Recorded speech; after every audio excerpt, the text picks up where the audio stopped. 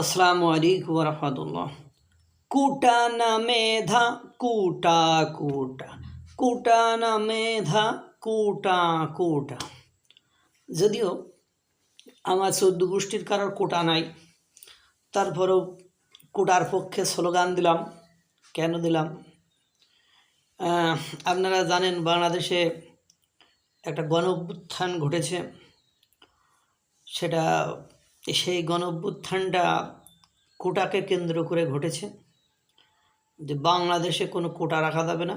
মুক্তিযোদ্ধা বলো, স্বাধীনতা যুদ্ধে বাংলাদেশে যে ২০ সৈনিকরা অংশগ্রহণ করেছিলেন, সেই ২০ সৈনিকরা নাতিপুতি বা সন্তানরা কোনো কোটা পাবে না, তাদের কোটা হবে না। মেধার ভিত্তিতে সব সারা বাংলাদেশে নিয়োগ, চাকরি বাকরি সব কিছু মেধার ভিত্তিতে হবে।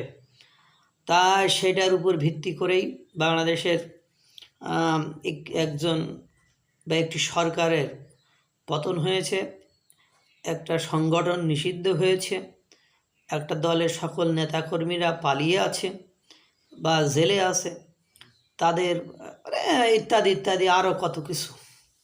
সেখানে কিছু শহীদও হয়েছে, মানে যারা আহত হয়েছে।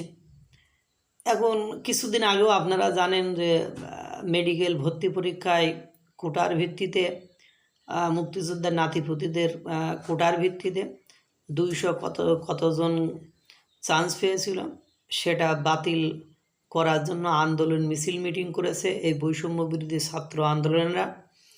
তারপরে আপনারা জানেন বিভিন্ন বিশ্ববিদ্যালয়ে যে পোষ্য কোটা থাকে সেটাকেও বাতিল করা হয়েছে। এই পোষ্য কোটা বাতিল করার জন্য রাজশাহী বিশ্ববিদ্যালয়ে ভিসিকে অবরুদ্ধ করে রাখা হয়েছিল। তারপরে জাহাঙ্গীরনগরেও একই ঘটনা।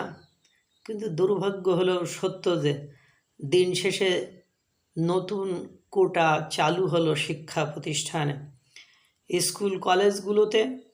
জুলাই গণ অভ্যুত্থানে আহত এবং নিহতদের সন্তানদের 5% বা 5% কোটা চালু করা হয়েছে। আবেদনের সময় আহত নিহতদের মুক্তিযুদ্ধের যে গেজেট, মুক্তিযুদ্ধ তো নয়, গণ অভ্যুত্থানের যে গেজেট, ওই গেজেট সংযুক্ত করলে তারা ভর্তির ক্ষেত্রে 5% তাদের জন্য কোটা চালু থাকবে। কোথায় এখন সারা বাংলাদেশে সাধারণ জনগণ কোথায়? আমার তো কোনো কোটা নাই, তাহলে আমার সন্তানদের কি হবে? কোটা নাই কোটা থাকবে না, থাকবে না, একদম জিরো। এইটা নিয়ে কোনো আওয়াজ হবে না। সেই কোটাকে সূত্র করে, কোটাকে কেন্দ্র করে আন্দোলন করে আজ দেশে যে অবস্থা, তারাই চাঁদাবাজি করছে, তারাই দখলবাজি করতেছে, তারাই নিয়োগ বাণিজ্য করতেছে, সব কিছু তো তারাই করতেছে, তাদের কথাই দেশ চলতেছে। আর তারাই আবার সেই কোটাটাকে কী করলো, কাম ব্যাক করালো, সেই কোটাটাই ফিরে নিল। এই বৈষম্যের নাম করি তো সর্বত্র বৈষম্যই সৃষ্টি করছে। যেমন কিছুদিন আগে জানেন যে তারাই ছাত্রদের একটা সংগঠন খুললো, সেই সংগঠনে আপনার প্রাইভেট বিশ্ববিদ্যালয়ের ছাত্রছাত্রীদেরকে সাইড করে দিল, বা জাতীয় কলেজের ছাত্রছাত্রীদেরকে পাশ কাটাই দিল বা তাদেরকে বাদ দিল। সর্বত্রই এখন কোটা ছড়াছড়ি। এখন আর কোটা নিয়ে কোনো কথা নেই, এখন তাদের প্রয়োজনে কোটা। এই জন্য সব কিছু জায়েজ হয়ে গেল। হায় রে, মুরগি জাতিরে আর কতভাবে মুরগি বানানো যাবে সেটা এই নতুন প্রজন্মকে না দেখলে বোঝা যায় না। আল্লাহ তাআলা সকলকে ভালো রাখুক, সুস্থ রাখুক। আসসালামু আলাইকুম ওয়া রাহমাতুল্লাহ।